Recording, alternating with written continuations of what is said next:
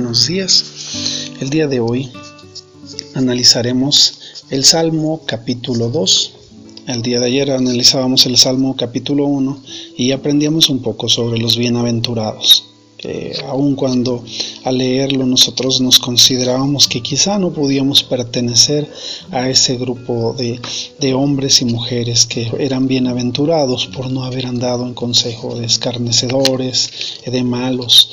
Nos damos cuenta que cuando Jesús viene a nuestras vidas, Él cambia y nuestro pasado, que era bochornoso, que era difícil, que nos hacía inmerecedores de toda bienaventuranza, a través de Jesucristo nosotros alcanzamos bienaventuranza, siendo en el capítulo 5 que somos bienaventurados porque somos humildes, porque somos mansos, pero sobre todo porque tenemos a Jesús, que Él nos salvó y nos sacó de la muerte. El día de hoy comenzaré entonces a leerte el capítulo 2 de Salmos y dice: ¿por qué se amotinan las gentes y los pueblos piensan cosas vanas? Se levantarán los reyes de la tierra y príncipes consultarán unidos contra Jehová y contra su ungido, diciendo: rompamos sus ligaduras y echemos de nosotros sus cuerdas. El que mora en los cielos se reirá, el Señor se burlará de ellos. Luego hablará a ellos en su furor y los turbará con su ira. Pero yo he puesto mi rey sobre Sión, mi santo monte. Yo publicaré el decreto. Jehová me ha dicho: mi hijo eres tú, yo te engendré hoy. Pídeme y te daré por herencia a las naciones y como posesión tuya los confines de la tierra. Los quebrantarás con vara de hierro, como vasija de alfarero los desmenuzarás. Ahora pues, oh reyes, sed prudentes, admitid amonestación, jueces de la tierra, servid a Jehová con temor y alegraos con temblor. Honrad al Hijo para que no se enoje y perezcáis en el camino, pues se inflama de pronto su ira. Bienaventurados todos los que en Él confían. ¿Sabes? Este capítulo 2 de Salmos, lo podemos ver desde dos puntos de vista. El primero es el enfoque histórico y el otro es el enfoque profético. Te hablaré primero del enfoque histórico y te quiero contar que en el Antiguo Testamento, en los tiempos que estuvo el rey David y sus descendientes, este salmo lo utilizaban para ungir a los sucesores del rey David, a los reyes. Cuando los ungían, hablaban de este salmo cuando decían que eran ellos ungidos y que no se podía levantar a alguien en contra de ellos. Pero también este mismo salmo era leído y era conocido cuando eran amenazados por otros pueblos, cuando eran atacados por otros pueblos.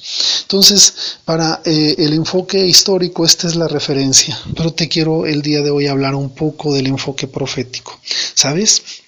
Aun cuando este salmo fue escrito muchos años antes de que Jesús viniera al mundo, este salmo es y forma parte de momentos muy importantes en el Nuevo Testamento. Te hablaré primero de los capítulos 3 y 4 de Hechos, que sucede en el capítulo 3 que cuando Pedro y Juan suben juntos al templo a la hora novena de la oración, y estaba ahí un hombre cojo de nacimiento, al cual a través de una oración y a través de una declaración, Pedro diciendo: no tengo oro ni tengo plata, lo que tengo te lo doy, sé sano en el nombre de Jesús. Y en ese momento, en ese templo de la Hermosa, este hombre es sano. Y lo que sucede es que con esta acción, al ver la gente que ese paralítico estaba sano,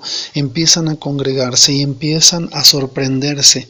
Y Pedro, aprovechando ese momento, él mismo les habla a ellos y les habla de lo que todos hicieron con Jesús, de cómo asesinaron a Jesús y que Jesús resucitó y que Jesús les dio poder para que ellos obraran.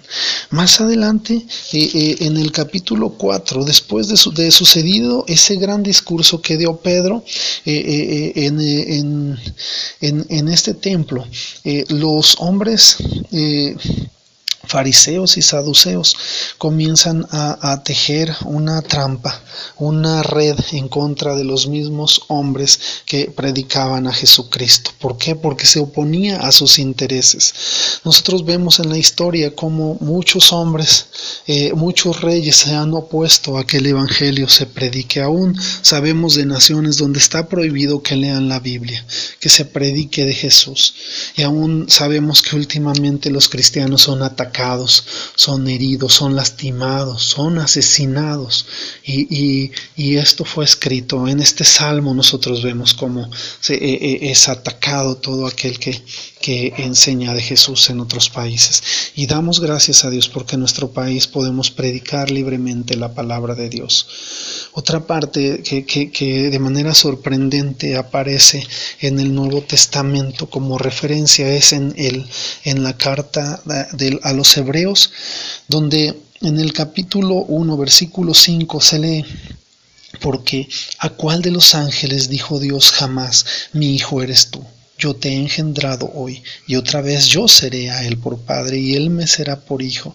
Y otra vez cuando introduce al primogénito en el mundo dice: adórenle todos los ángeles de Dios. Ciertamente de los ángeles dice: el que hace a sus ángeles espíritus y a sus ministros llama de fuego. Más del Hijo dice: tu trono, oh Dios, por los siglos de los siglos. Cetro de equidad es su cetro el cetro de tu reino. Has amado la justicia y aborrecido la maldad. Qué maravilloso es entender y comprender que Dios puso en Jesús todo aquello que necesitamos. Y aun cuando en este salmo nosotros notamos y vemos cómo reyes se levantan en contra de Cristo, del ungido de Dios, no pueden, ellos son avergonzados. Ellos, en el versículo 10 de este salmo notamos cómo un consejo sale de aquí. Ahora pues, oh reyes, sed prudentes y admitid amonestación. Jueces de la tierra, servid a Jehová con temor y alegraos con temblor. Honrad al Hijo para que no se enoje y perezcáis. Por eso somos bienaventurados todos los que confiamos en Jesús. Con eso cierra el Salmo. Somos bienaventurados. Se requiere confiar en Jesús. Se requiere creer en Él. Se requiere que aun cuando vemos cosas difíciles, aun cuando vemos ataques, aun cuando quizá la familia, los amigos, los vecinos, los jefes, las autoridades no confían en Jesús, nosotros debemos confiar en Él. Dice la Biblia que nosotros somos la luz del mundo. Somos la sal de la tierra.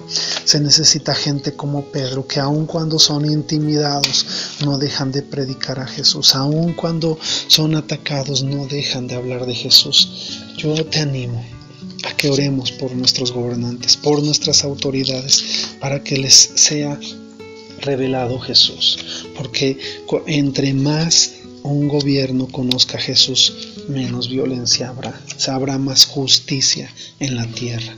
Así que oremos, no nos cansemos de predicar. Sepamos, entendamos que por mucho que el hombre se levante contra Dios, contra su ungido, no lo podrán vencer, porque Él es el poderoso de Israel. Gracias este día, que tengas todas las bendiciones de Dios, que tu luz resplandezca como